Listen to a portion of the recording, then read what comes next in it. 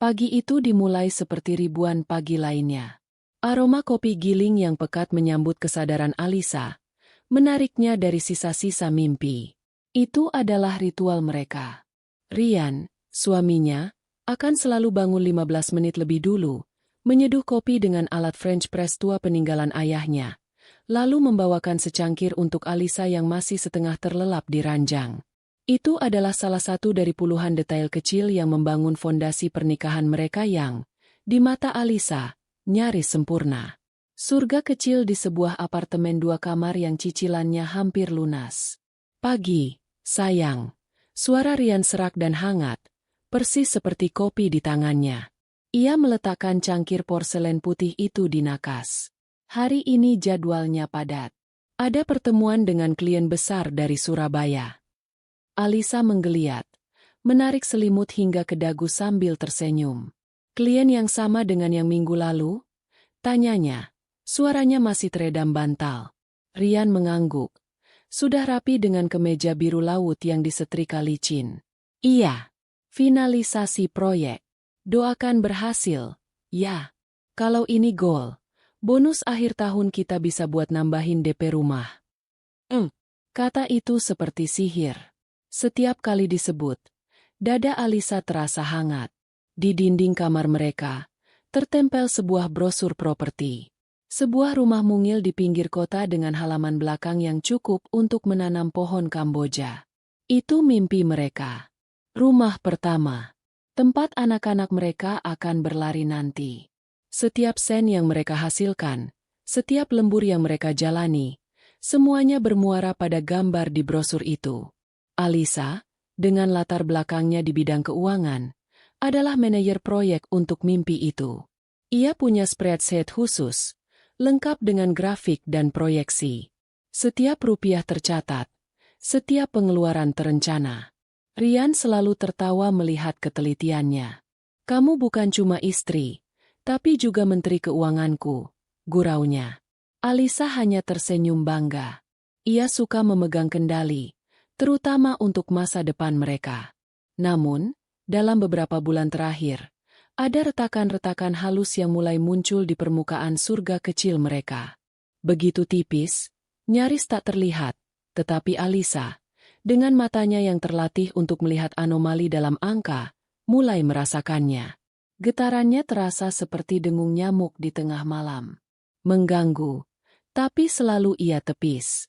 Dimulai dari lembur Ryan yang semakin sering. Dulu, Ryan paling anti membawa pekerjaan ke rumah. Kantor ya kantor, rumah ya rumah, katanya. Tapi sekarang, alasan, proyek baru, menjadi lagu wajib hampir setiap malam. Ia pulang saat Alisa sudah hampir tertidur, dengan aroma rokok yang lebih pekat dari biasanya. Padahal ia mengaku sedang mencoba berhenti. Saat Alisa bertanya detail tentang proyek itu, jawaban Ryan selalu samar. Ah, rumit, sayang.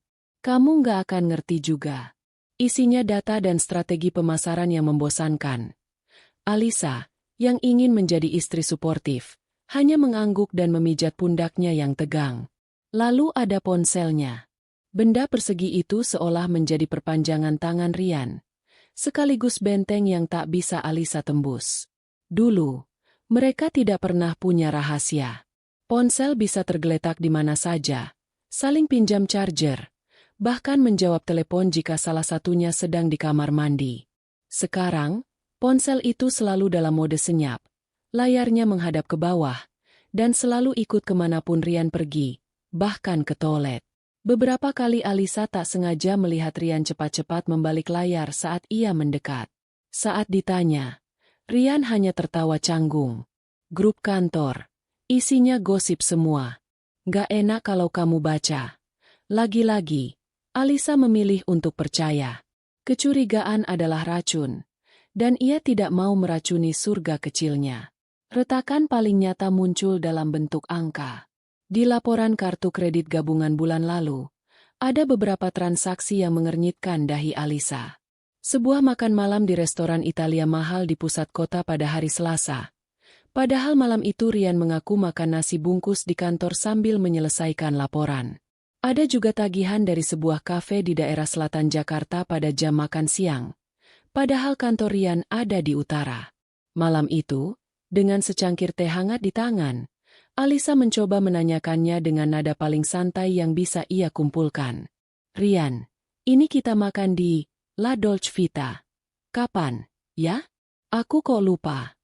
Tanyanya sambil menunjuk laporan di tabletnya. Rian yang sedang menonton televisi sedikit terkejut. Ia melirik layar tablet. Matanya menyipit sejenak sebelum senyumnya terkembang. Oh, itu.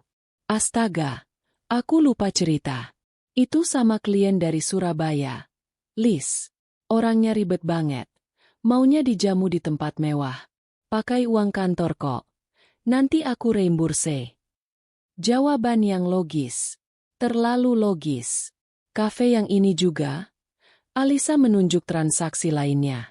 Iya, itu juga sama dia. Meeting lanjutan besoknya. Kamu tahu kan, demi proyek besar. Demi rumah Kamboja kita. Rian mengedipkan mata, mencoba mencairkan suasana. Ia merangkul Alisa dan mengecup keningnya. Jangan khawatir, Menteri Keuanganku. Semuanya terkendali. Alisa menyandarkan kepalanya di bahu Rian, tapi hatinya tidak sepenuhnya tenang. Ada sesuatu yang terasa ganjil, sebuah not yang sumbang dalam orkestra pernikahan mereka. Namun, kehangatan pelukan Rian dan bisikan tentang rumah impian mereka cukup kuat untuk meredam kegelisahan itu. Ia kembali menepis dengung nyamuk di kepalanya. Puncaknya adalah ketika Rian mulai berbicara tentang teman lama yang sedang butuh bantuan. Namanya Sinta. Rian bilang, Sinta adalah teman kuliahnya dulu yang kini sedang menghadapi masalah keluarga yang pelik. Ayahnya sakit keras dan adiknya butuh biaya untuk menyelesaikan kuliah. Aku kasihan sekali sama dia. Liz, dia berjuang sendirian, kata Rian suatu malam saat mereka sedang makan malam. Alisa, yang pada dasarnya berhati lembut, tentu saja ikut prihatin. Kalau kita bisa bantu, ya bantu saja, Mas. Nggak apa-apa. Jawabnya tulus. Beberapa hari kemudian, Rian berkata ia sudah mentransfer sejumlah uang pada Sinta. Tidak banyak, kok. Sekadar untuk meringankan bebannya. Aku pakai uang pribadiku. Alisa mengangguk setuju. Berbuat baik adalah hal yang selalu mereka dukung bersama. Namun, nama Sinta itu mulai disebut lebih sering.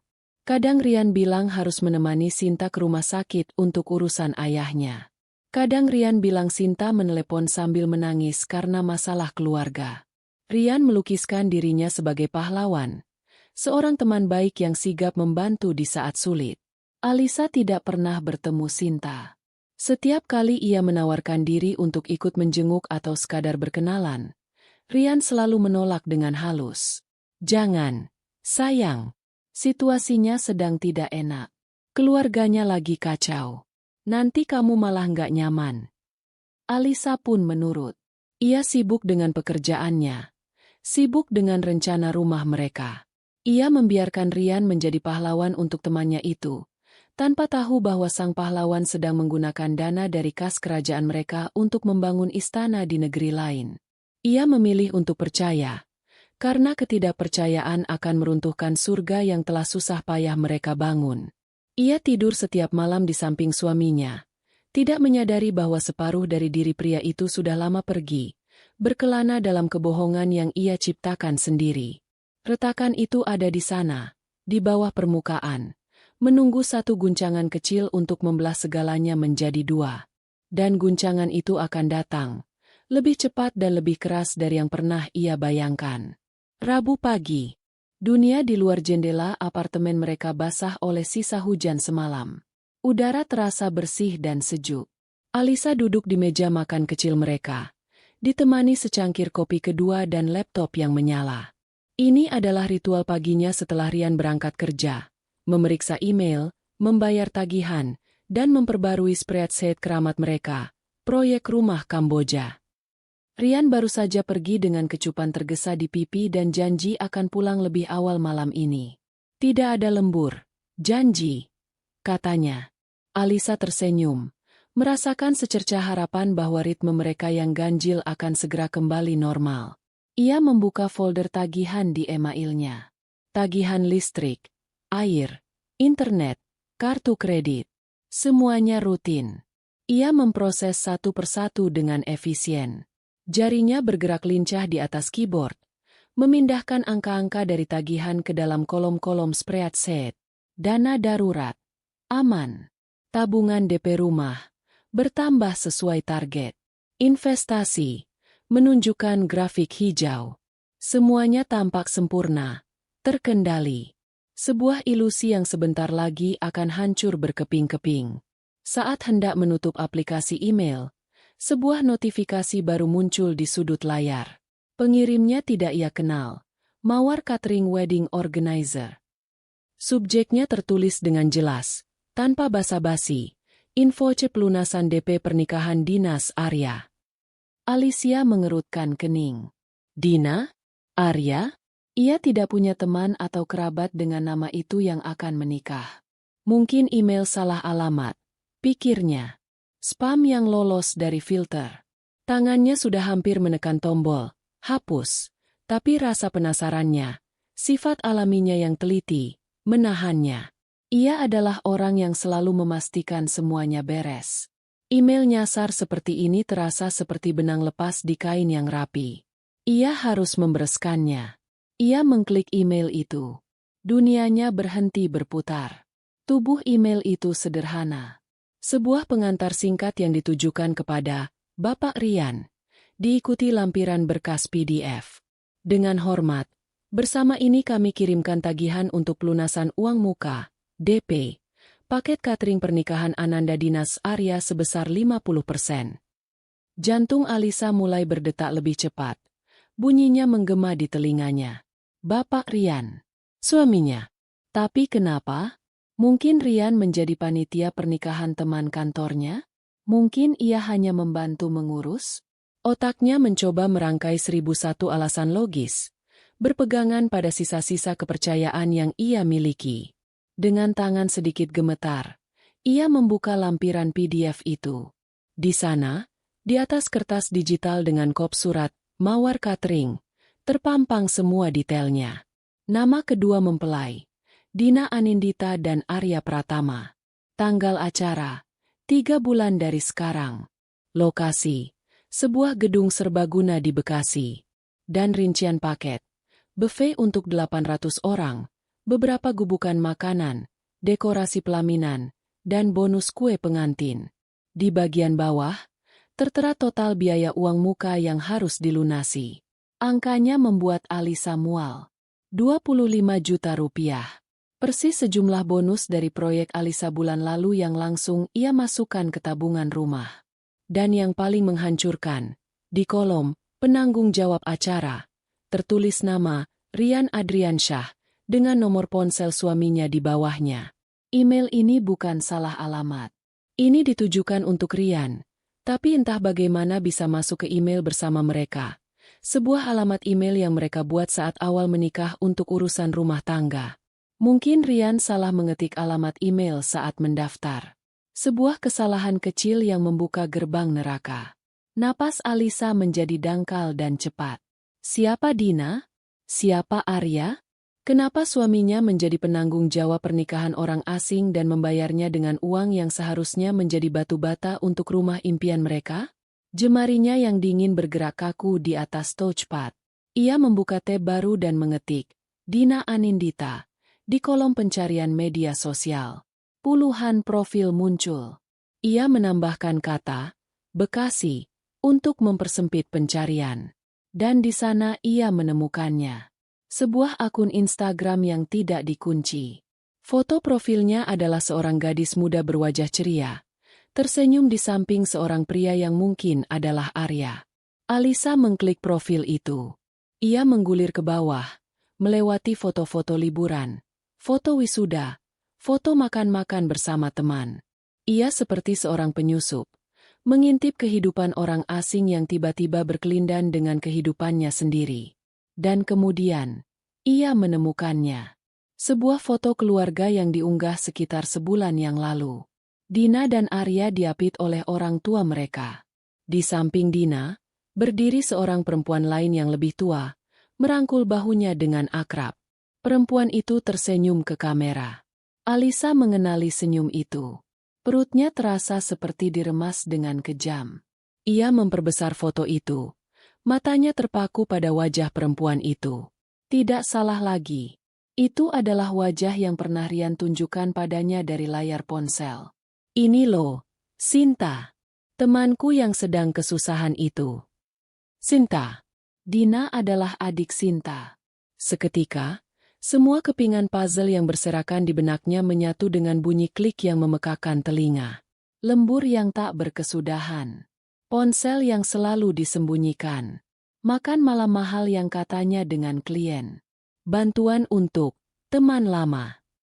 Semuanya adalah kebohongan. Sebuah bangunan dusta yang megah dan terstruktur. Dan ia selama ini hidup di ruang tamunya tanpa menyadari dindingnya terbuat dari kardus. Rian tidak sedang membantu seorang teman. Ia sedang membiayai pernikahan adik dari selingkuhannya.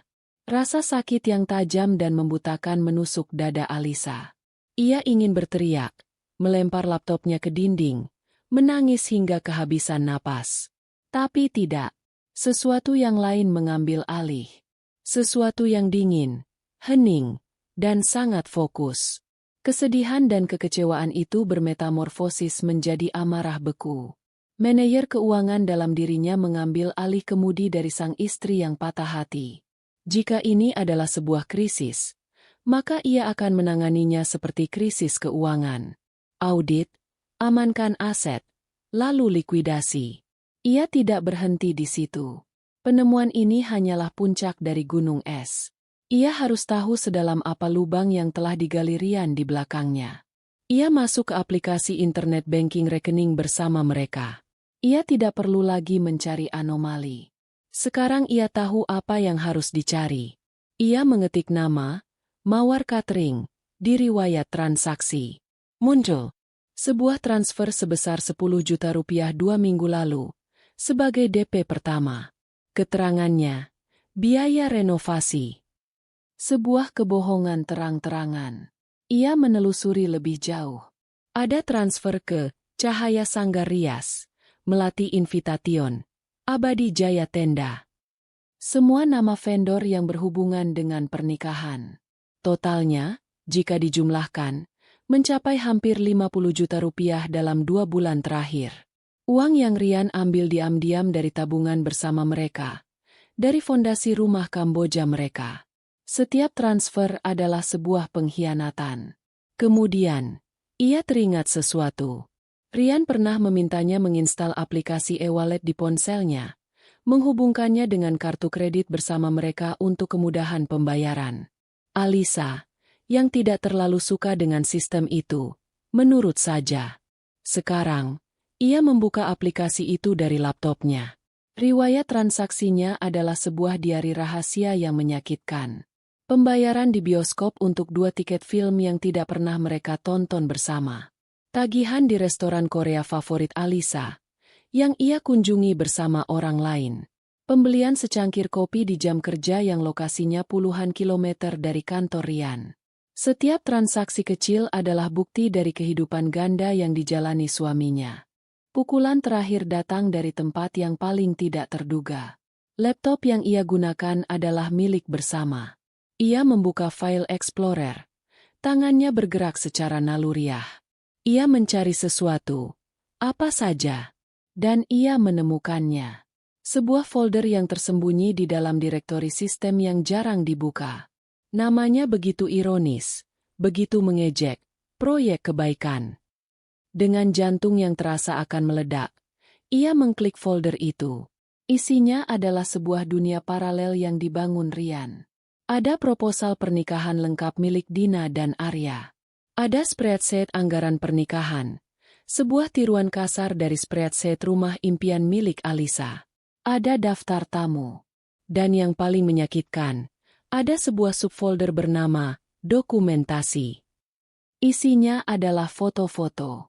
Rian di acara lamaran Dina dan Arya, berdiri di samping Sinta, tersenyum lebar seolah ia adalah bagian dari keluarga. Rian sedang makan malam bersama keluarga Sinta. Ayahnya tampak sehat, tidak seperti yang Rian ceritakan. Rian merangkul Sinta dengan mesra di sebuah acara keluarga. Tatapannya penuh kelembutan yang dulu hanya untuk Alisa. Ia tampak bahagia. Ia tampak seperti di rumah. Alisa menutup laptopnya perlahan. Tidak ada lagi air mata. Yang ada hanyalah kehampaan yang dingin dan luas. Surga kecilnya bukan retak lagi. Surga itu sudah runtuh, menimpanya, dan ia terkubur di bawah reruntuhannya. Tapi ia tidak akan mati di sana. Ia akan merangkak keluar dari puing-puing itu. Ia akan membangun kembali, sendirian. Ia menatap jam di dinding. Pukul 10 pagi. Bank sudah buka. Ia tahu apa yang harus ia lakukan. Operasinya akan dimulai sekarang. Tidak akan ada teriakan. Tidak akan ada drama. Hanya akan ada tindakan. Dingin, cepat, dan efisien. Seperti menutup sebuah akun yang merugi. Kehampaan yang ditinggalkan oleh pengkhianatan Rian tidak berlangsung lama. Seperti lubang hitam, ia dengan cepat menyedot semua emosi lain, kesedihan, keterkejutan, cinta, dan mengubahnya menjadi satu energi tunggal yang padat dan dingin, tujuan. Alisa tidak lagi merasa seperti seorang istri yang dikhianati. Ia merasa seperti seorang auditor yang menemukan penipuan besar-besaran di perusahaan yang ia bantu bangun dari nol.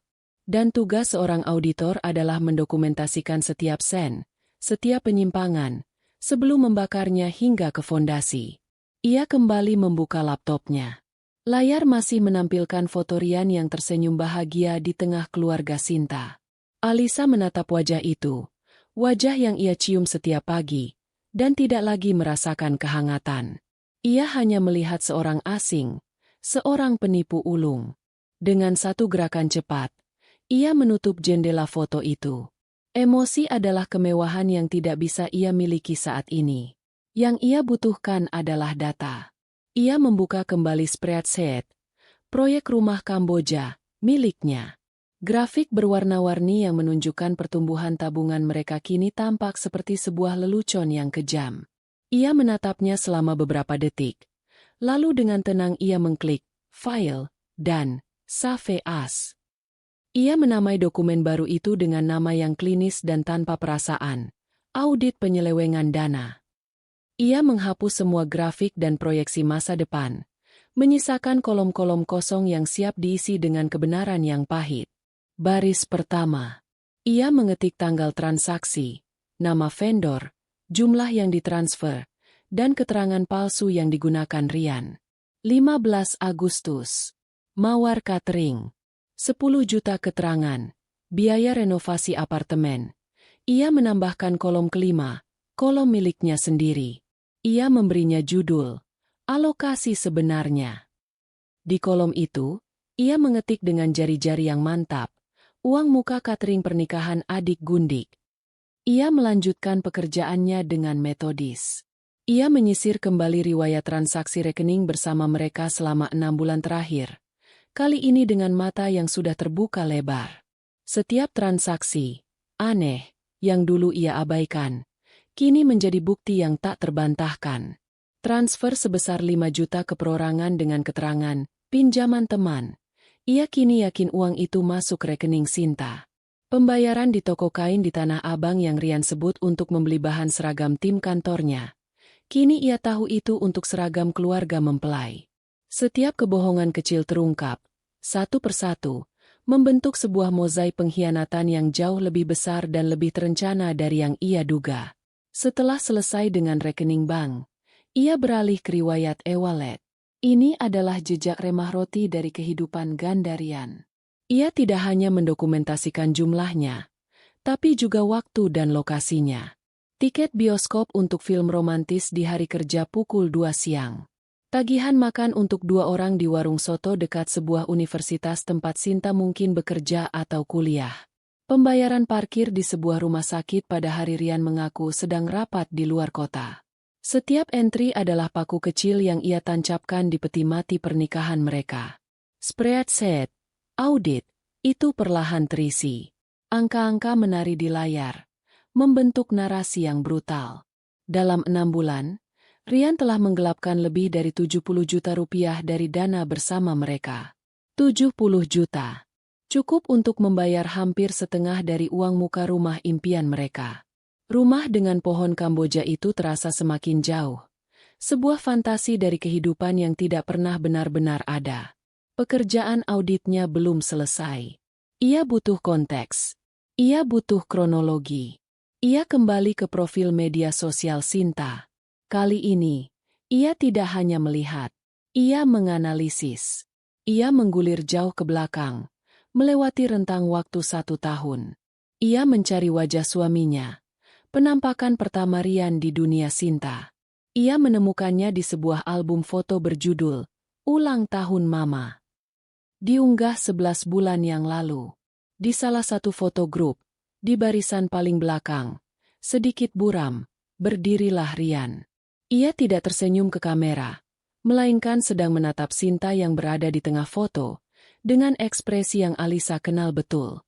Ekspresi yang sama saat Rian pertama kali melihatnya berjalan ke arahnya di hari pernikahan mereka. Jantungnya berdenyut nyeri, tapi ia menekan perasaan itu.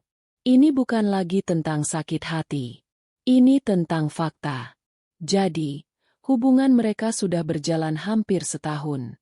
Setahun penuh kebohongan. Setiap, "Aku cinta kamu," yang Rian bisikan, setiap rencana masa depan yang mereka diskusikan, semuanya terjadi saat Rian sudah membagi hati dan dompetnya untuk orang lain. Ia melanjutkan penyelidikannya. Ia melihat siapa saja yang menyukai foto-foto Sinta, siapa yang paling sering berkomentar. Ia menemukan teman-teman dekat Sinta, dan dari sana, ia melompat ke profil mereka. Ia menemukan lebih banyak lagi foto-foto yang tidak diunggah Sinta di profilnya sendiri. Sebuah foto dari acara arisan, di mana Rian duduk santai di sofa ruang tamu keluarga Sinta, mengobrol akrab dengan ayah Sinta yang katanya sakit keras. Pria tua itu tampak sehat dan tertawa terbahak-bahak. Di profil lain, ia menemukan video singkat dari perayaan ulang tahun Sinta. Rian ada di sana, membawakan kue dengan lilin menyala, sementara semua teman Sinta bernyanyi. Rian tampak begitu nyaman, begitu diterima. Ia bukan sekadar selingkuhan yang datang diam-diam. Ia adalah pacar baik hati, calon ipar idaman, sang pahlawan yang siap pasang badan untuk keluarga mereka. Alisa merasa mual. Rian tidak hanya mengkhianatinya, ia telah membangun sebuah citra, sebuah identitas palsu yang dihidupi dengan uang dan waktu yang seharusnya menjadi milik Alisa. Ia kembali ke spreadsheet-nya dan menambahkan sebuah tab baru, kronologi. Ia mulai mengisi tanggal-tanggal penting. 11 bulan lalu, pertama kali teridentifikasi di acara keluarga Sinta. 8 bulan lalu, foto liburan ke puncak bersama teman-teman Sinta, bertepatan dengan jadwal training kantor Rian. 6 bulan lalu, mulai terjadi penarikan dana tidak wajar dari rekening bersama. Ia menyandingkan data itu dengan ingatannya sendiri. Malam ketika Rian mengaku lembur untuk menyelesaikan presentasi penting, ternyata itu adalah malam lamaran Dina, di mana Rian hadir sebagai perwakilan keluarga tidak resmi. Hari ketika Rian pulang dengan wajah lelah dan mengeluh tentang bosnya yang menyebalkan, ternyata itu adalah hari ketika ia seharian mengantar Sinta dan Dina mencari gedung pernikahan. Setiap keluhan, setiap alasan, setiap kebohongan kini memiliki tandingannya dalam bentuk bukti digital yang dingin dan absolut. Pencarian itu membawanya ke sebuah penemuan terakhir yang paling menyakitkan. Di salah satu komentar di foto Sinta, seorang temannya menulis, "Wah, cincinnya baru nih, C. Dari si mas pahlawannya." Alisa memperbesar foto itu. Benar saja, di jari manis Sinta, melingkar sebuah cincin emas putih dengan batu permata kecil. Cincin yang sederhana namun elegan. Alisa kemudian membuka riwayat kartu kreditnya sekali lagi. Ia mencari transaksi di toko perhiasan. Ia menemukannya. 3 bulan lalu. Sebuah transaksi sebesar 5 juta rupiah di sebuah toko emas di mal dekat kantor Rian. Alisa ingat hari itu. Rian bilang kartu kreditnya terpakai untuk mentraktir makan satu timnya karena berhasil mencapai target. Alisa menutup laptopnya. Sudah cukup. Ia sudah punya semua yang ia butuhkan. Sebuah berkas digital yang komprehensif tentang pengkhianatan suaminya. Lengkap dengan data kuantitatif, bukti foto, dan kronologi yang terperinci. Jika pernikahan mereka adalah sebuah perusahaan, Rian telah melakukan penggelapan dana dan penipuan. Dan Alisa, sebagai direktur utama sekaligus pemegang saham mayoritas, akan mengambil alih kendali penuh dan menuntut pertanggungjawaban. Ia menatap kosong ke dinding di depannya, ke arah brosur rumah mungil itu. Gambar yang dulu penuh dengan harapan, kini tampak pudar dan menyedihkan.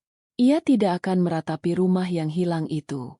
Ia akan membangun istananya sendiri. Tapi pertama-tama, ia harus memastikan penyusup di kerajaannya tidak bisa mencuri satu batu bata pun lagi. Ia berdiri, mengambil tas tangannya, dan kunci mobil. Pukul 10:15. Ban menunggunya. Udara di dalam mobil terasa pengap. Padahal pendingin udara bekerja dengan maksimal. Alisa memegang kemudi dengan kedua tangan. Buku-buku jarinya memutih. Ia tidak menyalakan radio.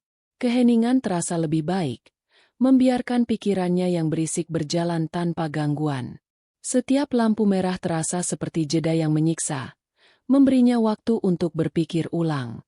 Sebuah suara kecil di kepalanya berbisik. "Apakah kamu yakin? Ini adalah akhir dari segalanya." Tapi suara lain yang lebih keras, lebih dingin, dan lebih dominan menjawab, "Ini bukan akhir. Ini adalah awal dari penyelamatan." Ia memarkir mobilnya di basement bank, di tempat yang sama di mana ia dan Rian pernah duduk berjam-jam dengan petugas kredit untuk mengajukan cicilan apartemen mereka bertahun-tahun lalu. Kenangan itu terasa seperti berasal dari kehidupan orang lain. Ia merapikan blusnya, menarik napas dalam-dalam, dan berjalan keluar dari mobil dengan langkah mantap. Tidak ada keraguan di matanya. Ia sedang dalam sebuah misi. Di dalam bank, suasana sejuk dan sibuk seperti biasa. Alisa mengambil nomor antrian untuk layanan pelanggan dan duduk di salah satu kursi tunggu. Ia mengeluarkan ponselnya, bukan untuk mengalihkan perhatian, tapi untuk meninjau kembali rencananya. Langkah 1. Tutup rekening bersama. Langkah 2. Blokir semua kartu kredit tambahan. Langkah 3. Hubungi pengacara. Ia sudah mencari nama sebuah firma hukum yang direkomendasikan temannya. Nomornya sudah tersimpan di kontaknya. Nomor antrian A32, kelayanan pelanggan 3. Suara dari pengeras suara itu membuyarkan konsentrasinya. Ia berdiri dan berjalan ke meja yang ditunjuk. Seorang wanita muda dengan senyum ramah menyambutnya. "Selamat pagi, Ibu. Ada yang bisa saya bantu?" "Pagi, Mbak.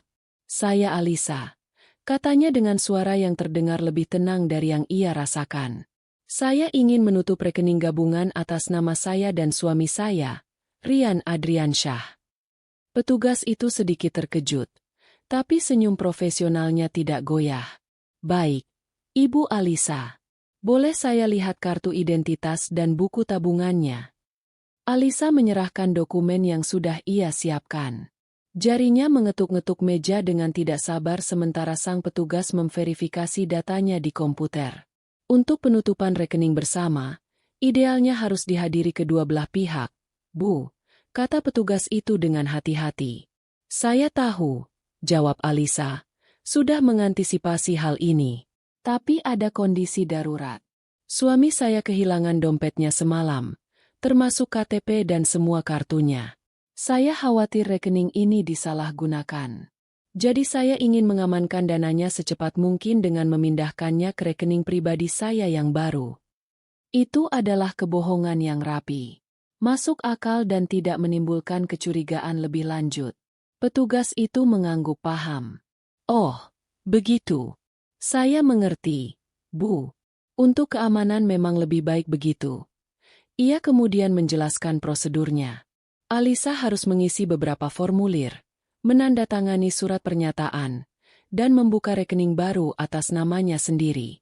Seluruh saldo dari rekening bersama akan langsung ditransfer ke rekening baru tersebut.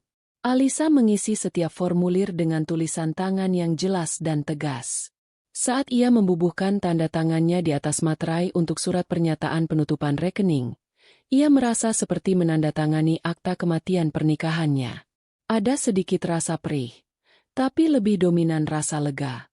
Ia sedang memotong kabel terakhir yang menghubungkan keuangannya dengan kebohongan Rian. Selanjutnya, saya juga ingin memblokir permanen semua kartu kredit tambahan atas nama Rian Adriansyah yang terhubung dengan kartu utama saya. Lanjut Alisa, suaranya tetap datar. Baik, Bu. Alasannya karena dompetnya hilang juga, ya? Betul. Blokir semuanya. Saya tidak mau ada risiko. Beberapa menit kemudian, setelah serangkaian ketukan keyboard dan panggilan telepon konfirmasi internal, petugas itu tersenyum padanya. Sudah beres semua, Ibu Alisa.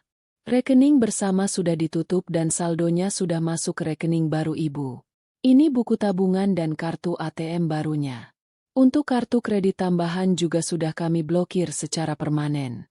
Bapak Rian tidak akan bisa menggunakannya lagi. Alisa menerima kartu ATM barunya. Sepotong plastik yang terasa seperti perisai. Terima kasih banyak, Mbak, katanya. Dan untuk pertama kalinya pagi itu, ia tersenyum tulus. Ia berjalan keluar dari bank, merasa lebih ringan 100 kilogram. Langkah pertamanya berhasil. Ia tidak langsung pulang. Ia mengemudikan mobilnya ke sebuah gedung perkantoran di pusat kota. Tujuannya adalah firma hukum di lantai 7. Ia tidak membuat janji, tapi ia berharap bisa bertemu dengan salah satu pengacara untuk konsultasi awal.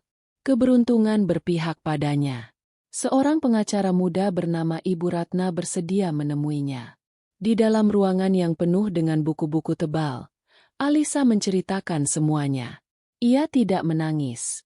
Ia memaparkan kasusnya seperti sedang presentasi di kantor. Ia menunjukkan spreadsheet, audit penyelewengan dana, dari ponselnya.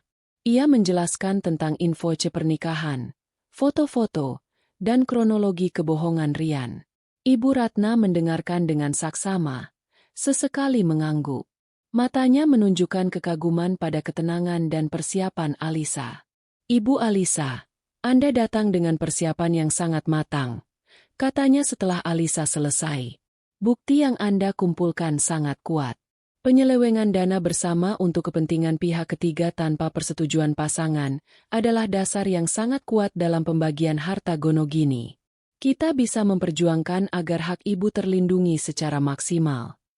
Percakapan selama 1 jam itu memberinya kekuatan baru. Ia tidak sendirian. Ia punya ahli di pihaknya. Ia pulang dengan membawa draft surat kuasa dan daftar dokumen yang harus ia siapkan. Gugatan cerai itu kini bukan lagi sekadar ancaman, tapi sebuah proses yang sudah mulai berjalan. Ia tiba di apartemen sebelum jam makan siang. Tempat itu terasa asing. Setiap sudut mengingatkannya pada kebohongan. Sofa tempat mereka biasa menonton TV, meja makan tempat Rian menceritakan dongeng tentang proyek kebaikan, ranjang tempat Rian tidur pula setelah seharian menjalani kehidupan gandanya. Ia tidak membuang waktu. Operasinya belum selesai. Ada satu langkah terakhir yang harus ia jalankan. Langkah yang paling personal dan paling simbolis. Ia menunggu hingga malam tiba. Rian pulang seperti yang dijanjikan, lebih awal dari biasanya. Ia membawa sebungkus martabak keju favorit Alisa. Ia tampak ceria, tidak menyadari badai yang akan segera menerpanya. Ia bersikap seperti biasa, memeluk Alisa dari belakang saat Alisa sedang pura-pura memasak di dapur. Capek, ya? Maaf ya kemarin-kemarin sibuk banget. Tidak apa-apa, jawab Alisa singkat, berusaha keras agar suaranya tidak bergetar. Malam itu, saat Rian masuk ke kamar mandi untuk bersiap-siap tidur, Alisa melihat kesempatan itu.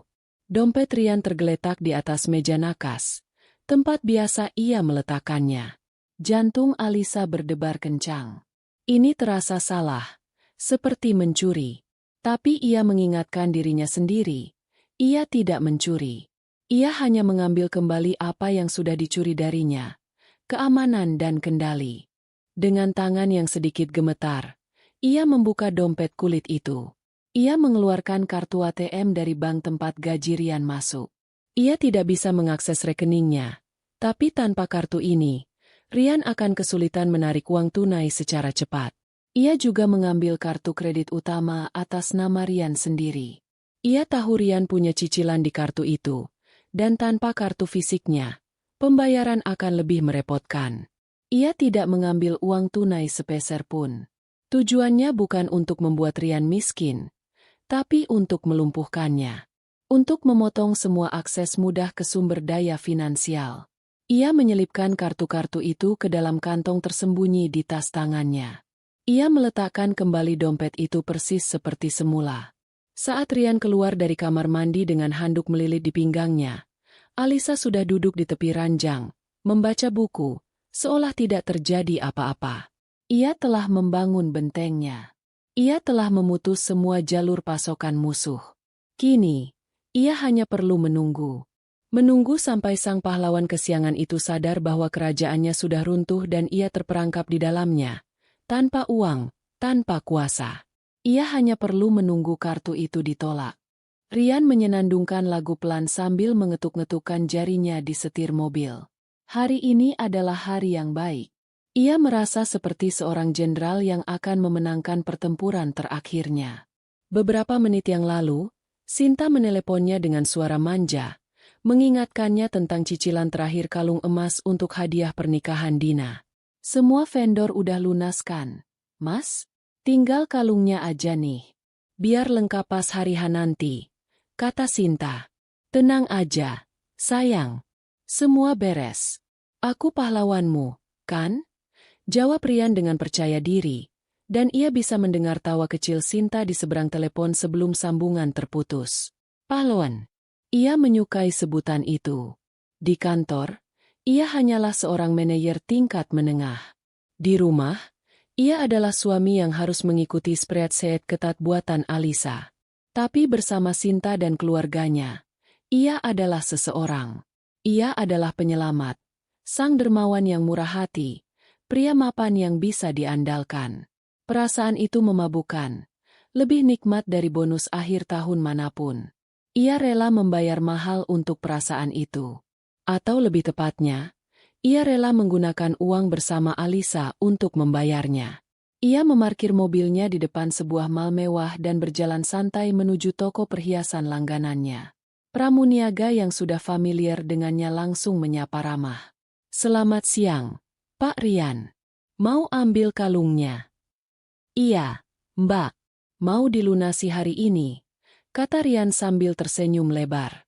Ia sudah membayangkan wajah bahagia Dina saat menerima kotak perhiasan itu, dan tatapan bangga Sinta yang ditujukan padanya. Sang pramuniaga meletakkan sebuah kotak bludru merah di atas etalase kaca. Kalung emas putih dengan liontin mungil berkilauan di bawah cahaya lampu. Sempurna. Total pelunasannya sisa 15 juta rupiah, Pak, kata pramuniaga itu. Oke.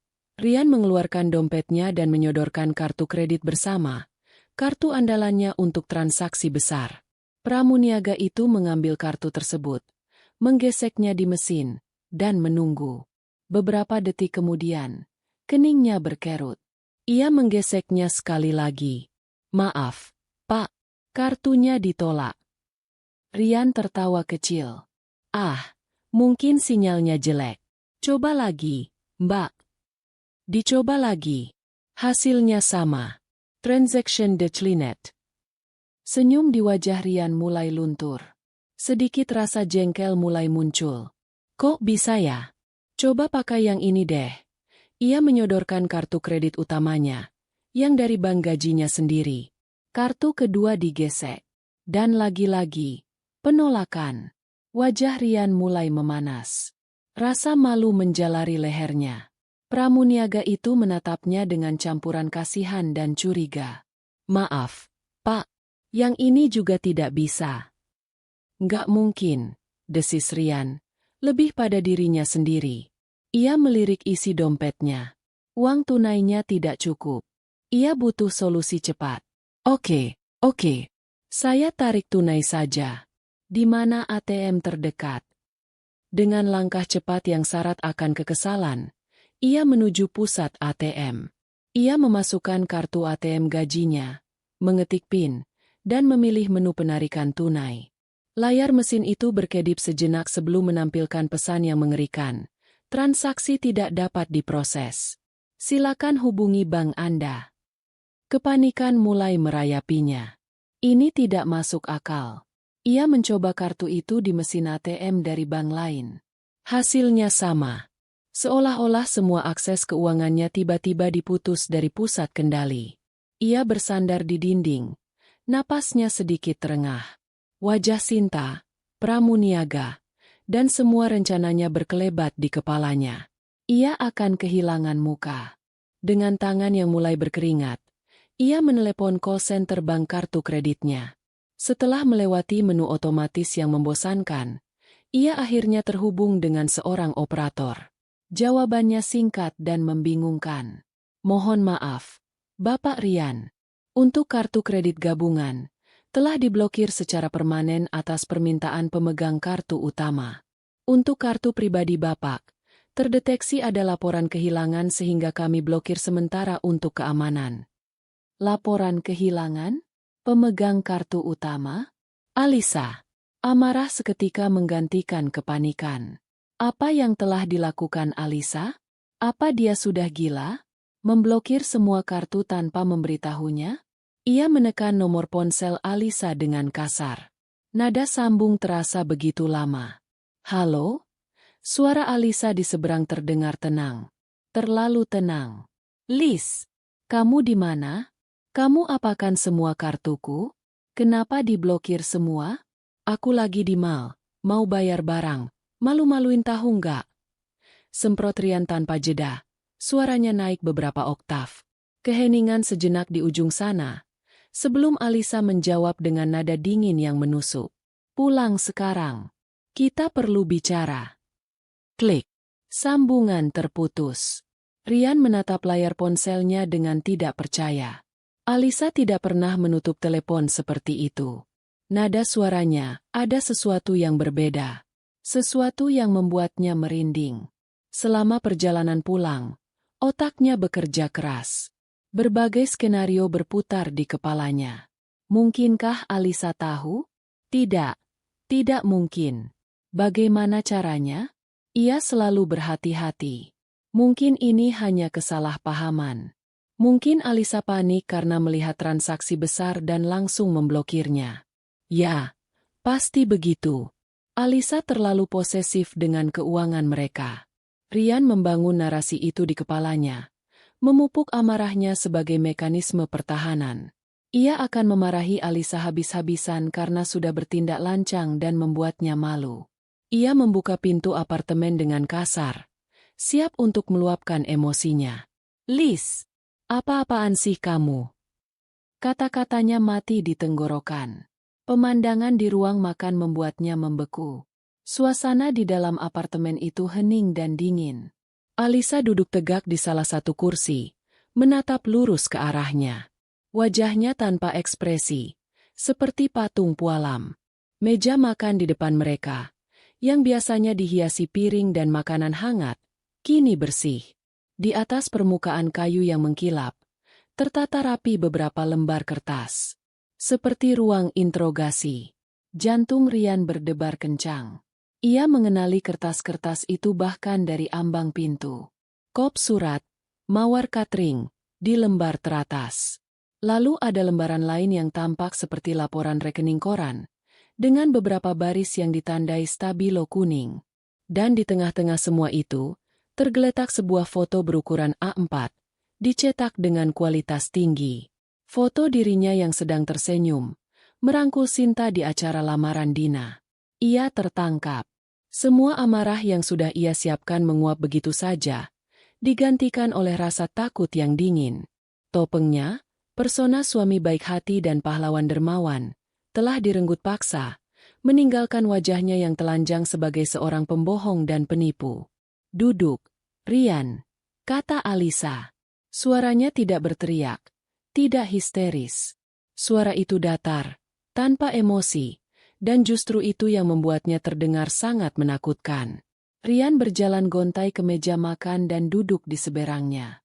Rasanya seperti seorang terdakwa yang akan mendengar vonisnya. Ada beberapa anomali dalam laporan keuangan kita 6 bulan terakhir. Alisa memulai, nadanya seperti sedang rapat di kantor. Ia menunjuk invoice catering. Misalnya yang ini. Invoice pernikahan atas nama Dina Anindita.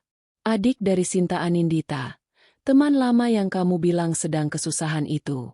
Bisakah kamu jelaskan kenapa kamu yang menjadi penanggung jawab dan membayarnya dengan dana renovasi dari rekening kita? Rian menelan ludah. Mulutnya terasa kering. Liz, ini nggak seperti yang kamu pikirkan. Oh, ya? Alisa mengangkat alisnya sedikit. Kalau begitu, tolong bantu aku memikirkannya dengan benar. Mungkin kita bisa mulai dari sini. Ia menggeser lembaran rekening koran. Ini ada transfer ke Cahaya Sanggar Rias, Melati Invitation. Totalnya hampir 50 juta. Keterangan yang kamu tulis, investasi reksadana. Sejak kapan vendor pernikahan beralih profesi menjadi manajer investasi? Setiap kata Alisa adalah sebuah pukulan telak. Rian mencoba mencari celah untuk membela diri. Aku cuma bantu mereka. Liz, kasihan. Mereka nggak punya siapa-siapa lagi. Ayahnya sakit. Mereka butuh biaya. Ayahnya sakit? Alisa memotong dengan cepat. Ia menggeser foto di tengah meja. Pria di sebelah Sinta ini, yang sedang tertawa sambil memegang rokok. Ini ayahnya, kan? Dia terlihat cukup sehat untuk seorang yang sakit keras. Skakmat. Rian tidak bisa berkata-kata. Ia menatap foto itu. Foto yang menjadi bukti kebahagiaan palsunya, yang kini menjadi bukti kejatuhannya. Melihat Rian terdiam, Alisa melanjutkan serangannya yang tanpa ampun. Kamu tidak sedang membantu, Rian. Kamu sedang membangun kehidupan lain. Kehidupan di mana kamu bisa menjadi pahlawan. Pahlawan yang dibiayai oleh kerja kerasku, oleh mimpi-mimpi kita. Putus asa, Rian mencoba taktik terakhir, menyalahkan keadaan, menyalahkan Alisa. Kamu selalu sibuk sama kerjaanmu. Sama spreadsheet MU. Kita jarang ngobrol. Aku kesepian, Liz. Alisa tertawa. Sebuah tawa kecil yang kering dan tanpa humor. Kesepian? Jadi, obat untuk kesepian adalah dengan mencuri uang istrimu untuk membelikan cincin untuk perempuan lain. Ia menunjuk sebuah baris transaksi di laporan kartu kredit. Toko perhiasan. 3 bulan lalu. Kamu bilang untuk traktir tim kantor. Tim kantormu sekarang pakai cincin emas putih, Rian. Semua jalur pelarian telah ditutup. Semua alasan telah dipatahkan. Rian terduduk lemas di kursinya. Topengnya telah hancur berkeping-keping, memperlihatkan wajah aslinya yang menyedihkan. Ia bukan seorang pahlawan. Ia hanyalah seorang pengecut yang serakah. Dan di seberang meja, istrinya menatapnya bukan lagi dengan cinta atau kekecewaan, melainkan dengan tatapan seorang hakim yang siap menjatuhkan palu. Keheningan yang menyelimuti meja makan itu terasa berat dan menyesakkan. Rian menundukkan kepalanya, menghindari tatapan mata Alisa yang terasa seperti menembus hingga ke tulang. Semua pembelaan dirinya hancur lebur di hadapan bukti-bukti yang tak terbantahkan. Dalam keputusasaannya, ia beralih ke strategi yang paling rendah, memohon. Oke, aku salah. Aku ngaku salah, katanya dengan suara bergetar. Mencoba meraih tangan Alisa di atas meja, tapi Alisa menarik tangannya lebih dulu. Aku minta maaf. Liz, aku benar-benar minta maaf. Aku hilaf. Tapi tolong kali ini saja. Buka blokirnya. Setidaknya untuk hari ini. Aku harus bayar kalung itu. Aku janji setelah ini aku akan berubah. Aku akan putuskan dia. Tapi jangan buat aku malu di depan mereka. Liz, tolong. Permohonannya terdengar begitu menyedihkan. Dan dalam permohonan itu, Alisa mendengar kebenaran yang paling mengerikan. Rian tidak menyesali perselingkuhannya. Ia tidak menyesal telah mengkhianati kepercayaan dan mencuri uangnya. Ia hanya menyesal karena tertangkap. Ia hanya takut kehilangan muka di depan selingkuhan dan keluarganya. Prioritasnya masih mereka, bukan Alisa. Kesadaran itu menjadi percikan terakhir yang membakar habis sisa-sisa perasaan Alisa pada pria di hadapannya. Ia menatap Rian dengan ketenangan yang mematikan. Malu? Alisa mengulang kata itu dengan nada pelan dan berbahaya. Kamu bicara tentang rasa malu? Di mana rasamu saat kamu mentransfer uang sekolah anak kita nanti ke rekening vendor catering? Di mana rasamu saat kamu menggunakan bonus kerjaku untuk membeli cincin untuk jari perempuan lain? Di mana rasamu setiap malam kamu pulang ke rumah, tidur di ranjang yang sama denganku, setelah seharian membangun istana untuk gundikmu? Rian tergagap, tidak mampu menjawab. Masalahmu dengan Sinta, masalahmu dengan cicilan kalung, masalahmu dengan rasa malumu. Alisa mencondongkan tubuhnya sedikit ke depan, suaranya tajam seperti belati. Bukan lagi urusanku. Bantuanmu sudah selesai, Rian. Karena sumber danamu sudah saya tutup. Ia berhenti sejenak, membiarkan kata-katanya meresap. Dengar baik-baik. Lanjutnya, aku ini istrimu. Partner hidup yang seharusnya berjalan di sampingmu. Membangun masa depan bersama. Aku bukan mesin ATM MU yang bisa kamu gesek kapan saja untuk membiayai kehidupan gandamu dan memuaskan egomu menjadi pahlawan. Setiap kata adalah sebuah vonis. Rian menatapnya dengan putus asa, menyadari bahwa ia tidak hanya kehilangan akses keuangannya, tetapi juga semua sisa rasa hormat dari wanita yang pernah memujanya. Liz, jangan begini, kita bisa perbaiki ini. Tidak. Potong Alisa dengan tegas. Tidak ada yang bisa diperbaiki. Karena kamu tidak merusaknya. Kamu menghancurkannya. Kamu membakarnya sampai jadi abu. Ia kemudian meraih sebuah map coklat yang sejak tadi tergeletak di kursi sebelahnya. Ia mendorong map itu ke seberang meja hingga berhenti tepat di depan Rian. Dan ini. Rian menatap map itu dengan nanar. Ia tidak perlu membukanya untuk tahu isinya. Ini adalah info terakhir dariku untukmu, kata Alisa. Suaranya tanpa getar sedikit pun. Anggap saja ini tagihan untuk semua kebohonganmu selama setahun terakhir. Pengacaraku akan segera menghubungimu. Gugatan cerai. Kata-kata itu melayang di udara. Final dan tak terbantahkan. Dunia Rian benar-benar runtuh. Ini bukan lagi hanya tentang kartu yang ditolak atau kalung yang belum lunas. Ini tentang kehilangan segalanya. Rumahnya, kehidupannya yang nyaman, istrinya yang selama ini menjadi jaring pengamannya. Tidak, aku tidak mau cerai, teriak Rian. Keputusasaan mengubahnya menjadi marah. Ia berdiri, tangannya menggebrak meja. Ini rumahku juga. Kamu tidak bisa mengusirku. Alisa bahkan tidak bergeming. Ia sudah mengantisipasi reaksi ini. Secara hukum, apartemen ini masih dalam cicilan atas nama kita berdua. Tapi secara moral, kamu sudah kehilangan hakmu saat kamu menjadikannya markas untuk pengkhianatanmu. Jawabnya dingin. Dan jika kamu memaksa untuk tetap di sini, aku tidak akan segan menggunakan semua bukti ini. Ia menunjuk tumpukan kertas di meja, di pengadilan. Aku akan memastikan semua orang tahu bahwa kamu bukan hanya seorang pezina, tapi juga seorang pencuri. Ancaman itu berhasil. Rian tahu Alisa tidak main-main. Alisa punya bukti, sementara ia tidak punya apa-apa. Bahkan uang di dompetnya tidak cukup untuk menyewa pengacara yang baik. Aku mau kamu pergi, kata Alisa. Kini berdiri juga. Tatapannya keras. Aku mau kamu keluar dari hidupku. Dan kamu bisa memulainya dengan keluar dari apartemen ini. Malam ini. Tapi, aku mau kemana? Suara Rian terdengar seperti rengekan anak kecil. Alisa menatapnya tanpa simpati sedikit pun. Bukankah kamu punya keluarga lain? Keluarga yang sangat kamu pedulikan sampai rela mengorbankan keluargamu sendiri? Coba saja hubungi mereka. Lihat apakah sang pahlawan akan disambut saat ia pulang dalam keadaan kalah dan tanpa uang sepeser pun.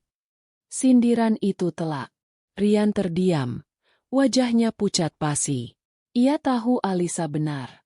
Sinta dan keluarganya memujanya karena ia adalah solusi. Saat ia menjadi masalah, ia tidak yakin akan diterima dengan tangan terbuka. Dengan bahu yang terkulai, Rian berjalan lunglai ke kamar tidur. Ia memasukkan beberapa helai pakaian ke dalam tas ranselnya dengan gerakan serampangan. Alisa mengikutinya, berdiri di ambang pintu, memastikan ia tidak mengambil barang lain selain miliknya pribadi. Saat Rian berjalan melewatinya menuju pintu keluar, ia berhenti sejenak. "Kamu akan menyesal, Liz," desisnya lemah. Alisa menatap lurus ke matanya. "Satu-satunya hal yang aku sesali, Rian, adalah karena tidak menyadarinya lebih cepat." Pintu apartemen tertutup di belakang Rian, meninggalkan keheningan yang pekat. Konfrontasi telah berakhir. Adrenalin yang selama ini memompanya surut seketika, meninggalkan Alisa dengan tubuh yang gemetar dan lelah luar biasa. Ia bersandar di pintu, perlahan merosot hingga duduk di lantai yang dingin. Ia tidak menangis. Belum. Untuk pertama kalinya dalam beberapa jam terakhir, ia sendirian. Tidak ada lagi musuh yang harus dihadapi. Tidak ada lagi strategi yang harus dijalankan. Yang tersisa hanyalah dia dan puing-puing pernikahannya. Keheningan di apartemen itu adalah suara kebebasannya. Tetapi malam itu, suara itu juga terdengar sangat mirip dengan suara kesepian.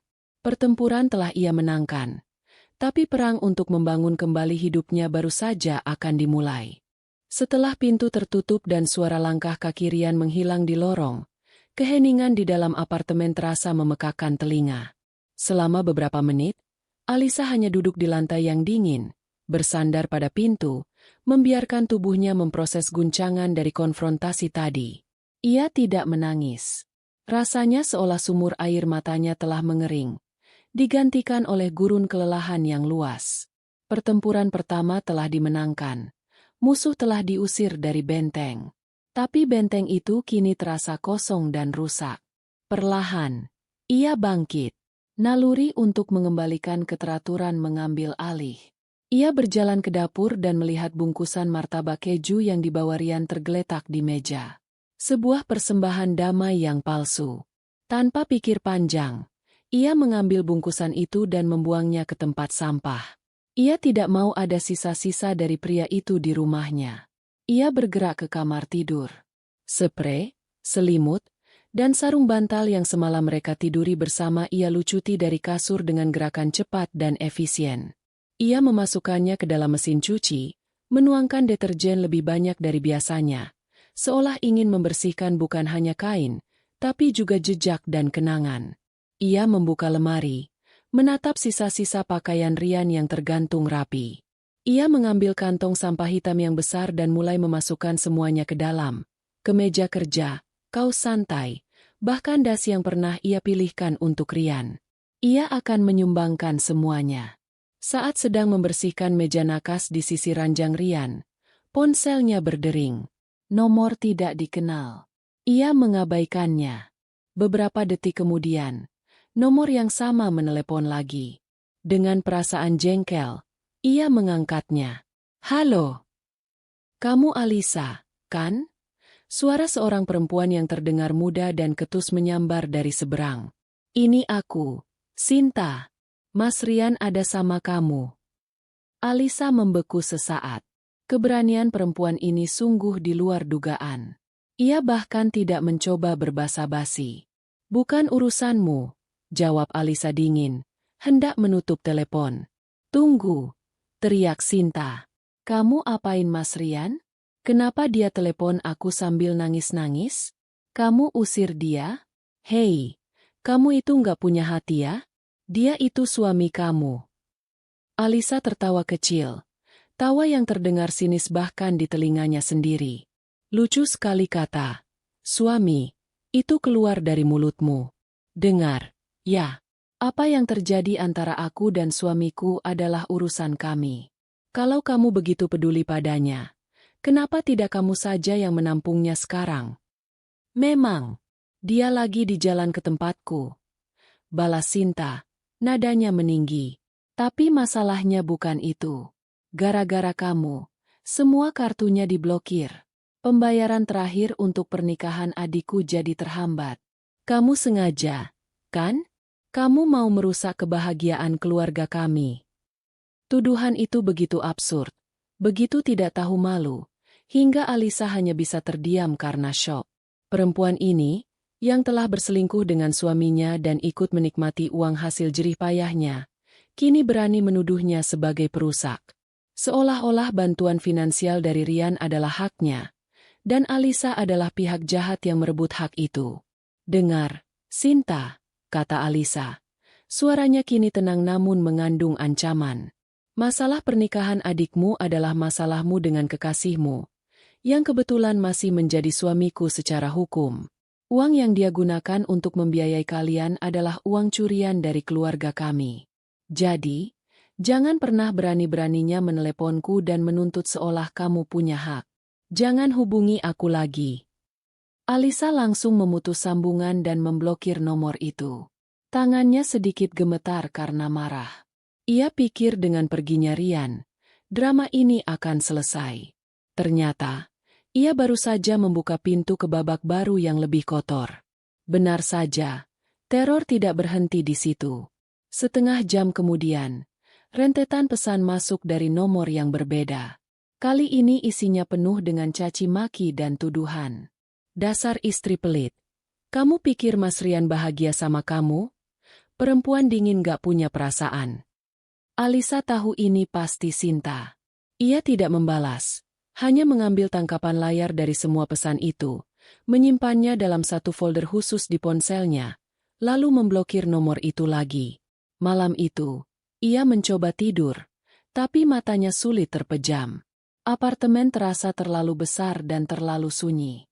Setiap suara kecil, derit kulkas, tetesan air dari keran, terdengar seperti langkah kaki hantu. Ia merasa sendirian, tapi ia juga merasa lega. Ia lebih baik sendirian dalam kebenaran daripada hidup berdua dalam kebohongan. Keesokan harinya, saat ia sedang berusaha fokus bekerja di kantor, sebuah panggilan masuk lagi dari nomor tak dikenal. Kali ini, ia ragu-ragu mengangkatnya. Halo, Assalamualaikum. Suara seorang wanita parubaya yang terdengar lembut dan sedikit serak menyapanya. Waalaikumsalam. Maaf, ini siapa ya? Ini ibunya Sinta, Nak Alisa. Jantung Alisa mencelos. Jadi sekarang, mereka mengerahkan seluruh keluarga untuk menyerangnya. Nak Alisa, Tante mohon maaf kalau mengganggu. Wanita itu melanjutkan dengan nada yang dibuat sedih. Tante dengar ada masalah antara Nak Alisa dan Nak Rian. Nak Rian itu anak yang baik sekali. Nak, dia sudah banyak sekali membantu keluarga kami. Kami ini orang susah. Nak, kalau bukan karena Nak Rian, pernikahan Dina, adiknya Sinta, tidak akan bisa terlaksana. Tante mohon, janganlah karena salah paham kecil, Nak Alisa jadi tega begini. Kasihanilah kami, Nak. Manipulasi. Itu adalah manipulasi murahan yang menjijikan. Mereka memposisikan diri sebagai korban yang malang, dan Rian sebagai pahlawan, sementara Alisa adalah penjahat yang kejam. Kemarahan Alisa mendidih. Ibu, jawab Alisa, berusaha menjaga suaranya tetap hormat namun tegas. Kebaikan hati, Nak Rian, itu menggunakan uang yang bukan haknya. Uang itu adalah uang nafkah saya dan tabungan masa depan kami.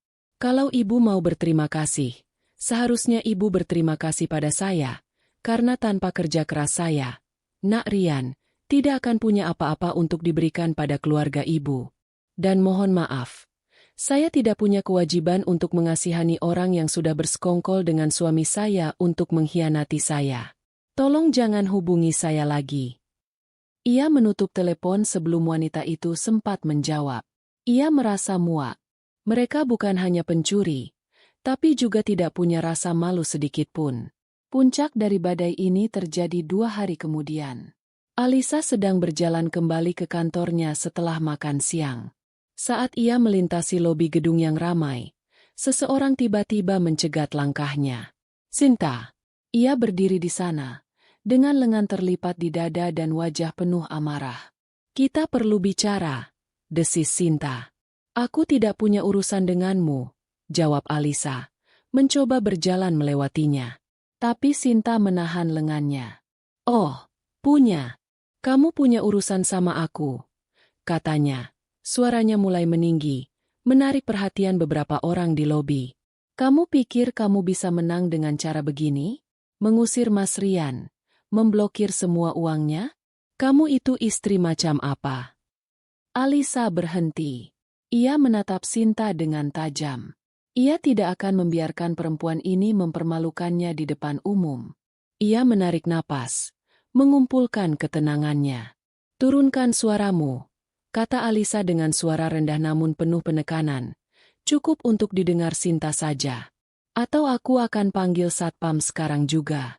Kamu mau semua orang di lobi ini mendengar cerita tentang bagaimana kamu menjadi simpanan suami orang dan morotin uangnya untuk biaya nikah adikmu. Wajah Sinta langsung pucat. Ancaman itu tepat sasaran. Ia tidak menyangka Alisa akan melawan dengan begitu tajam dan tanpa rasa takut. Dengar baik-baik, karena aku hanya akan mengatakan ini sekali, lanjut Alisa. Matanya tak berkedip. Setiap telepon darimu, dari ibumu, setiap pesan yang kalian kirim, semuanya sudah saya simpan. Pertemuan kita di sini sekarang juga sedang direkam oleh ponsel saya. Alisa sedikit mengangkat ponsel di tangannya. Ini semua namanya pelecehan dan perbuatan tidak menyenangkan. Satu kali lagi saja kamu atau keluargamu mencoba menggangguku, di sini, di rumah, atau dimanapun. Semua bukti ini akan saya serahkan pada pengacara saya, dan kita akan bertemu di kantor polisi. Paham? Sinta menatap Alisa dengan campuran benci dan kaget. Ia kehilangan kata-kata. Ia datang untuk mengintimidasi, tapi ia malah diintimidasi balik. Perempuan di hadapannya bukanlah istri lemah yang bisa ia injak-injak. Perempuan ini adalah seorang petarung. Sekarang, pergi dari tempat kerjaku, perintah Alisa dengan nada final. Tanpa berkata apa-apa lagi, Sinta berbalik dan berjalan cepat keluar dari lobi, menelan kekalahan dan rasa malunya. Alisa berdiri diam sejenak, merasakan adrenalinnya perlahan surut. Tangannya sedikit gemetar, tapi ia merasa menang. Ia telah menghadapi badai itu secara langsung dan keluar sebagai pemenang. Ia berjalan menuju lift, kepalanya terangkat tinggi. Ia mungkin telah kehilangan seorang suami, tapi dalam prosesnya, ia menemukan seorang pejuang di dalam dirinya yang tidak pernah ia tahu ada. Setibanya di meja kerjanya, ia langsung mengirimkan rekaman suara dari konfrontasi di lobi tadi ke Ibu Ratna, pengacaranya, dengan subjek, bukti tambahan, pelecehan oleh pihak ketiga. Perangnya belum usai, dan ia akan memastikan ia memiliki semua amunisi yang ia butuhkan. Perang sesungguhnya dimulai bukan dengan teriakan atau air mata, melainkan di dalam sebuah ruangan berpendingin udara yang steril, di atas meja mahoni yang panjang, di antara tumpukan dokumen yang diikat pita merah. Sesi mediasi pertama di kantor pengacara terasa seperti sebuah prosedur bedah yang dingin, di mana sebuah jalinan hidup bernama pernikahan dibedah, dipisahkan otot dan tulangnya, lalu dinilai harganya dalam rupiah. Alisa datang bersama Ibu Ratna, pengacaranya yang tenang dan kompeten. Ia duduk tegak, mengenakan blus terbaiknya, seolah sedang menghadiri rapat dewan direksi. Di seberang meja, duduklah Rian. Penampilannya tampak kacau. Wajahnya kuyu, kantung matanya menghitam, dan kemejanya sedikit kusut. Di sampingnya duduk seorang pengacara pria parubaya yang tampak lebih banyak menguap daripada mendengarkan. Alisa menduga, ini adalah pengacara termurah yang bisa Rian temukan, mungkin dibayar dengan sisa-sisa uang pinjaman. Mediator, seorang pria berkacamata yang netral, membuka sesi dengan membacakan prosedur. Suasananya begitu formal dan kaku, sangat kontras dengan keintiman yang pernah mereka bagi. Pengacara Rian memulai lebih dulu. Dengan suara yang terdengar malas, ia menyampaikan tuntutan kliennya. Pembagian harta Gonogini secara adil, 50% untuk masing-masing pihak. Ini termasuk aset utama mereka, yaitu apartemen yang sedang mereka cicil, serta seluruh saldo tabungan bersama yang kini, menurutnya, dikuasai secara sepihak oleh Ibu Alisa.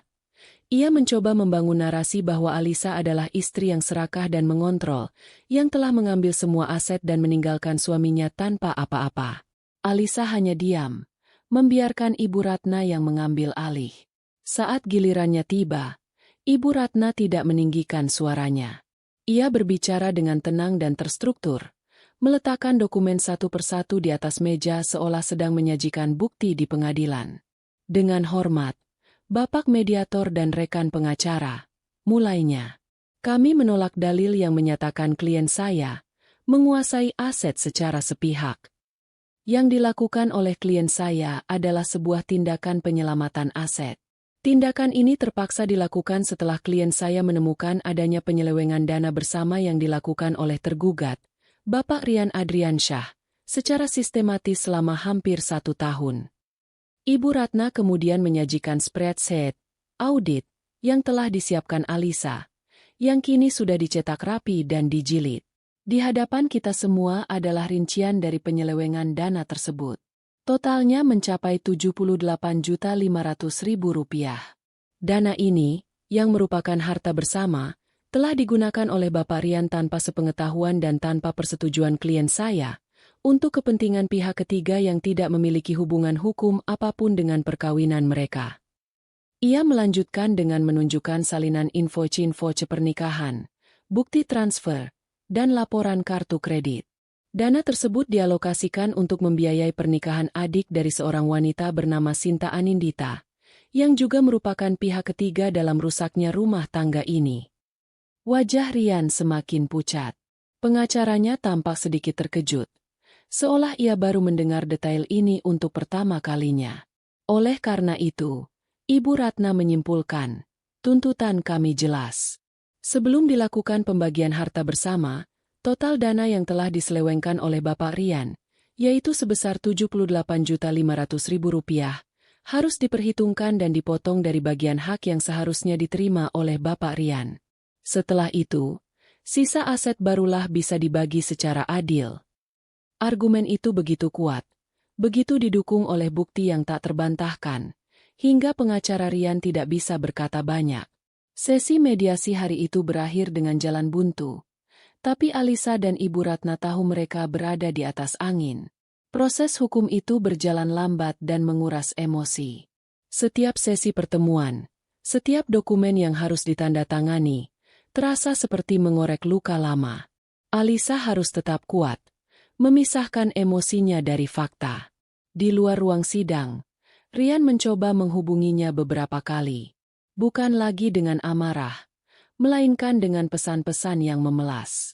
Liz, aku mohon, jangan ambil semuanya. Apartemen itu satu-satunya yang kita punya. Aku sekarang tinggal di kos sempit. Aku nggak punya apa-apa lagi. Aku tahu aku salah. Tapi apa kamu nggak ingat semua tahun-tahun baik yang pernah kita lalui? Apa semua itu nggak ada artinya sama sekali? Alisa membaca pesan-pesan itu dengan hati yang beku. Ada sedikit rasa kasihan yang muncul, sisa dari Alisa yang lama, tapi ia segera menepisnya. Ia tidak membalas. Ia hanya meneruskan semua pesan itu ke Ibu Ratna, yang menasihatinya untuk tidak berkomunikasi langsung dengan Rian. Biarkan proses hukum yang berjalan, katanya. Dari seorang teman lama yang kebetulan bertemu dengannya, Alisa mendapat sedikit kabar tentang kehidupan baru Rian. Hubungannya dengan Sinta ternyata tidak seindah yang dibayangkan. Tanpa aliran dana yang lancar, pesona, pahlawan, Rian memudar. Mereka sering bertengkar hebat karena masalah uang. Keluarga Sinta yang dulu memujanya, kini mulai memandangnya sebagai beban. Pernikahan Dina tetap berjalan, tapi dengan skala yang jauh lebih kecil dan meninggalkan banyak utang yang kini ditagihkan pada Rian dan Sinta. Rian harus menjual motor kesayangannya untuk menutupi sebagian biaya. Alisa mendengarkan cerita itu tanpa ekspresi. Tidak ada rasa puas atau bahagia. Yang ada hanyalah perasaan lega karena ia sudah keluar dari lingkaran beracun itu. Ia menyadari bahwa Rian tidak mencintai Sinta. Rian hanya mencintai versi dirinya saat bersama Sinta, versi yang kuat, dermawan, dan dibutuhkan. Ketika versi itu tidak bisa lagi dipertahankan, semuanya pun ikut runtuh. Beberapa bulan kemudian, putusan akhir dari pengadilan agama keluar. Hakim menyetujui gugatan cerai Alisa. Dan yang terpenting, hakim juga mengabulkan tuntutannya terkait harta gonogini. Pengadilan menetapkan bahwa kerugian finansial akibat tindakan Rian harus dikompensasikan dari bagian haknya. Apartemen mereka akan dinilai harganya, dan dari total nilai itu, bagian Rian akan dipotong sebesar kerugian yang telah ia timbulkan sebelum sisanya dibagi dua. Secara praktis, ini berarti Alisa akan mendapatkan bagian yang jauh lebih besar. Itu adalah kemenangan mutlak. Ibu Ratna meneleponnya sore itu untuk menyampaikan kabar baik tersebut. Selamat, Bu Alisa. Semuanya sudah selesai. Anda bebas. Setelah menutup telepon, Alisa duduk terdiam di sofa apartemennya. Bebas. Kata itu terasa aneh. Proses yang pahit dan melelahkan itu akhirnya berakhir. Tidak ada sorak-sorai kemenangan. Tidak ada pesta perayaan. Yang ada hanyalah keheningan. Ia menatap sekeliling apartemen yang sebentar lagi mungkin harus ia jual atau ia lunasi sendiri. Badai telah berlalu, menyisakan langit yang bersih namun juga lanskap yang porak-poranda. Kini, tugas terberat menantinya, membangun kembali semuanya dari awal, seorang diri. Kemenangan di pengadilan terasa aneh. Tidak ada euforia. Tidak ada pesta pora. Rasanya lebih seperti keluar dari ruang operasi setelah prosedur yang panjang dan menyakitkan. Kau lega karena penyakitnya sudah diangkat. Tapi tubuhmu masih penuh jahitan dan rasa ngilu. Alisa telah memenangkan perang. Tapi sekarang ia berdiri sendirian di tengah medan pertempuran yang porak-poranda, dikelilingi puing-puing dari kehidupan yang pernah ia kenal. Tugasnya sekarang adalah yang paling berat. Membangun kembali. Langkah pertama adalah yang paling logis dan juga yang paling emosional. Memutuskan nasib apartemen itu. Setiap sudutnya berbisik tentang kenangan. Baik yang indah maupun yang palsu. Sofa tempat mereka merencanakan masa depan. Dapur tempat ia memasak makanan favorit Rian. Balkon tempat mereka pernah memandang kembang api tahun baru bersama. Tinggal di sana lebih lama terasa seperti tinggal di dalam museum pengkhianatan. Ia butuh awal yang baru. Ia memutuskan untuk menjualnya. Proses mengosongkan apartemen menjadi sebuah ritual katarsis. Ia membeli puluhan kardus dan selotip, lalu mulai memilah-milah isi hidupnya selama 5 tahun terakhir. Ia membuat 3 kategori: simpan, sumbangkan, buang. Barang-barang Rian yang masih tersisa, beberapa buku lama, piala futsal dari masa kuliah, jaket yang tertinggal, langsung masuk ke dalam kantong sampah hitam besar tanpa keraguan sedikit pun. Ia bahkan tidak akan menawarkannya kembali pada Rian. Pria itu sudah tidak ada lagi dalam hidupnya. Yang lebih sulit adalah memilah barang-barang bersama. Album foto pernikahan mereka. Ia menatap sampulnya yang elegan untuk waktu yang lama. Di dalamnya ada foto seorang wanita muda yang tersenyum penuh harapan, naif, dan tidak tahu apa-apa. Wanita itu terasa seperti orang asing baginya sekarang. Dengan berat hati, tapi dengan tekad yang bulat, ia memasukkan album itu ke dalam kardus, buang. Ia tidak perlu pengingat fisik dari sebuah kebohongan.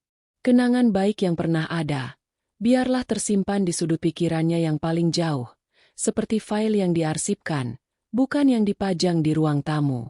Setiap barang yang ia masukkan ke dalam kardus, simpan, adalah barang yang murni miliknya, yang mendefinisikan dirinya sebelum dan di luar statusnya sebagai istri Rian. Buku-buku favoritnya, koleksi tanamannya, ijazah kuliahnya, foto-foto bersama teman-temannya dari masa lajang. Proses itu membantunya menemukan kembali dirinya, kepingan demi kepingan. Setelah apartemen terjual dan urusannya selesai, Alisa mendapatkan bagiannya. Jumlahnya cukup besar, memberinya fondasi finansial yang kokoh untuk memulai lagi. Ia tidak terburu-buru membeli properti baru. Untuk sementara, Ia menyewa sebuah apartemen studio yang modern dan minimalis di gedung yang berbeda, di lingkungan yang berbeda. Tempat yang tidak punya sejarah. Malam pertama di apartemen barunya terasa begitu sunyi. Ia duduk di atas kasur yang masih terbungkus plastik, dikelilingi kardus-kardus yang belum dibuka.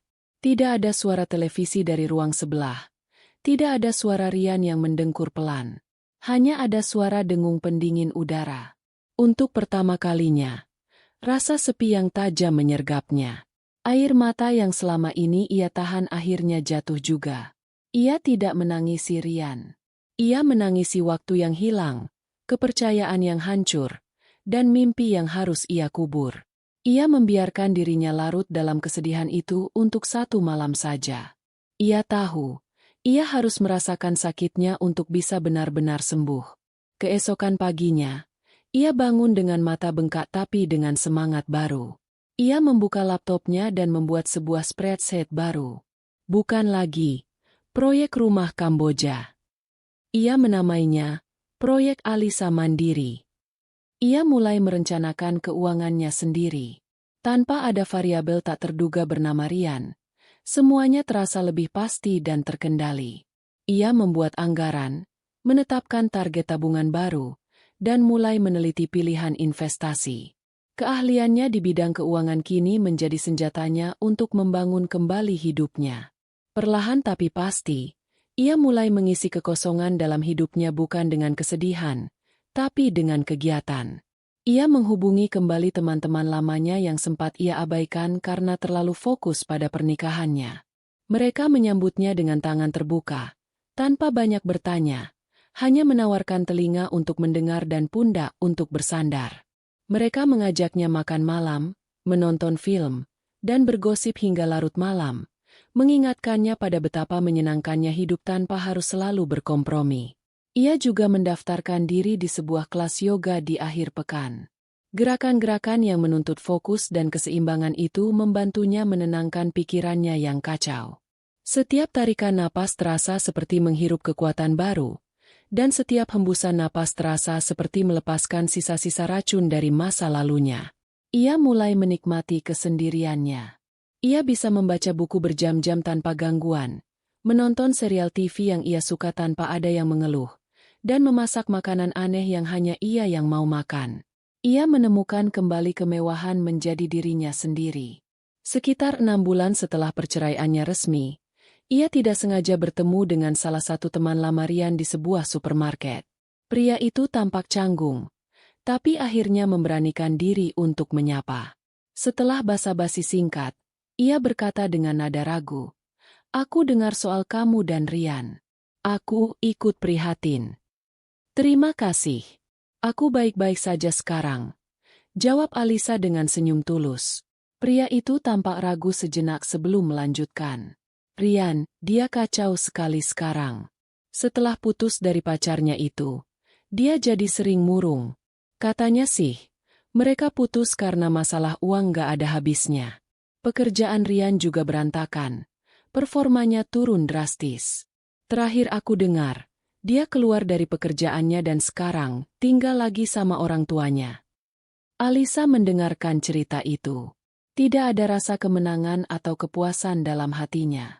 Yang ada hanyalah perasaan kasihan yang samar dan jauh, seperti kasihan pada orang asing yang bernasib malang. Ia juga merasakan gelombang kelegaan yang luar biasa. Keputusan yang ia ambil, meski menyakitkan, telah menyelamatkannya dari terseret ke dalam lubang hitam yang sama. Rian, sang pahlawan palsu, telah kehilangan segalanya saat sumber dananya ditutup. Citranya, hubungannya, karirnya, semuanya dibangun di atas fondasi uang yang bukan miliknya. Saat fondasi itu ditarik, seluruh bangunannya pun runtuh. Semoga dia bisa bangkit lagi. Hanya itu yang bisa Alisa katakan, dan ia mengatakannya dengan tulus. Ia tidak lagi menyimpan dendam. Rian sudah menjadi bagian dari masa lalunya. Sebuah pelajaran mahal yang harus ia bayar. Malam itu, di apartemen studionya yang kini sudah tertata rapi dan nyaman, Alisa duduk di balkon kecilnya. Ia menatap kerlip lampu kota Bekasi di kejauhan. Ia menyeruput teh melati hangat dari cangkir favoritnya. Apartemen itu mungkin kecil, tapi terasa begitu luas dan penuh dengan potensinya sendiri. Ia tidak lagi membangun di atas puing kemenangan. Ia telah membersihkan puing-puing itu, dan kini ia berdiri di atas tanah yang baru dan subur, siap untuk menanam benih-benih baru untuk masa depannya sendiri. Ia belum tahu apa yang akan tumbuh, tapi ia tahu, apapun itu, ia yang akan menanam dan merawatnya sendiri. Dan untuk pertama kalinya setelah sekian lama, masa depan terasa begitu cerah dan penuh harapan. 2 tahun berlalu. Waktu, seperti air yang mengalir, perlahan mengikis tepi-tepi tajam dari luka lama, meninggalkannya sebagai bekas luka yang pudar, sebuah pengingat, bukan lagi sumber rasa sakit. Kehidupan Alisa telah menemukan ritmenya yang baru, sebuah melodi yang ia ciptakan sendiri, yang tenang, kuat, dan penuh harmoni. Apartemen studio yang dulu menjadi tempat perlindungannya telah ia tinggalkan setahun yang lalu. Karirnya menanjak pesat. Ia mendapatkan promosi menjadi kepala departemen keuangan, sebuah pencapaian yang ia raih murni karena kerja keras dan kompetensinya. Dengan pendapatan yang lebih dari cukup dan perencanaan keuangan yang matang, ia akhirnya berhasil mewujudkan mimpi lamanya, sendirian. Rumah itu bukan rumah mungil dengan pohon Kamboja dari brosur masa lalunya. Rumah ini lebih baik. Sebuah rumah bergaya modern tropis di sebuah klaster yang tenang, tidak terlalu jauh dari pusat kota. Halamannya tidak terlalu besar, tapi cukup untuk sebuah taman kecil dan teras untuk bersantai di sore hari. Ini bukan rumah kompromi. Ini adalah rumah Alisa. Setiap ubin, setiap cat dinding, setiap rabot, adalah pilihan dan seleranya 100%. Pagi itu, di hari Minggu yang cerah, Alisa sedang melakukan hal yang paling ia nikmati di akhir pekan, merapikan ruang kerjanya. Ia telah membeli laptop baru yang lebih canggih, dan ia berencana untuk menjual laptop lamanya, laptop yang menjadi saksi bisu dari hari-hari tergelap dalam hidupnya. Sebelum menjualnya, ia harus memastikan semua data pribadinya terhapus bersih. Ia menyalakan laptop tua itu.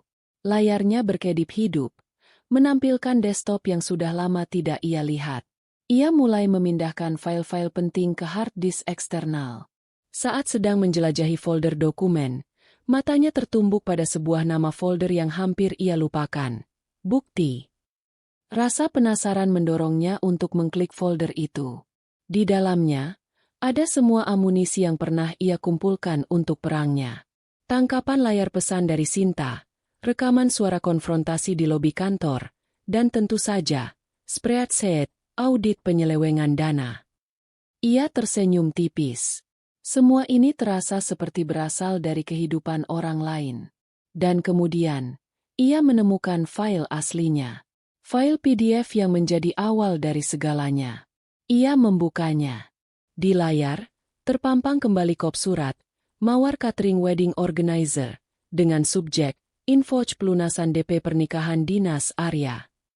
Ia menatap invoice itu, tagihan yang dulu meruntuhkan dunianya. Ia membaca kembali nama-nama itu, rincian paket catering, dan total biaya yang dulu membuatnya mual. Anehnya, tidak ada lagi rasa sakit, tidak ada amarah, tidak ada getaran kebencian. Yang ia rasakan justru semacam terima kasih yang ganjil. Invoice ini, selembar tagihan digital yang dikirim karena sebuah kesalahan bodoh, telah menjadi tiket kebebasannya. Ini adalah invoice termahal yang pernah ia bayar dalam hidupnya. Ia tidak membayarnya dengan uang, tapi dengan air mata, dengan patah